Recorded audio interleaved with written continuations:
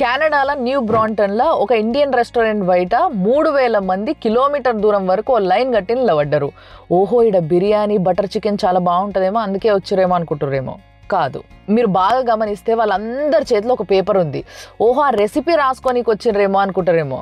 కాదు, వాళ్ళు యాక్చువల్గా ఆ రెస్టారెంట్లో 2 వెయిటర్ పోస్టులు 2 సర్వర్ పోస్టులు ఖాళీ ఉన్నాయంట. దానికి అప్లై చేసుకోనికి ఇంతమంది బయట నిలబడ్డారు. ఇంకో ట్విస్ట్ ఏంటంటే అది వాళ్ళ మేనేజర్ చెప్తుంది, ఈనుండ్రి. So we are shortlisting and interviewing candidates here. So I think we are expecting up to 3,000 people today.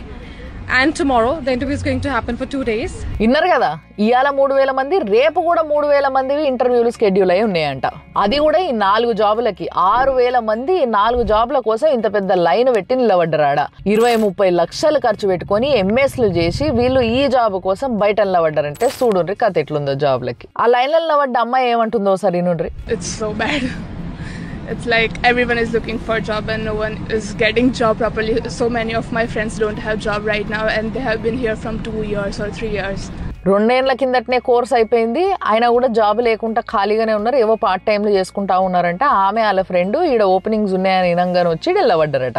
ఇప్పుడు ఇంకో పిల్లగాడు ఏమంటుండో ఈయన. I've been dropping my resumes. I dropped around like 70 resumes from the past 2 weeks and I had given like 3 interviews, just that's it. Kind of really tough these days. ఓర్ని 2 వారాల నుంచి 70 జాబ్లకి applications పెట్టుకుంటేనంట. ముగ్గురు ఇంటర్వ్యూకి పిలిచారట. ఇప్పుడు ఈడ కూడా అప్లికేషన్ పెట్టుకొని కానీ వచ్చిండు. మరి వీళ్ళైనా పిలుస్తారో లేదో చూడాలి అంటుండు.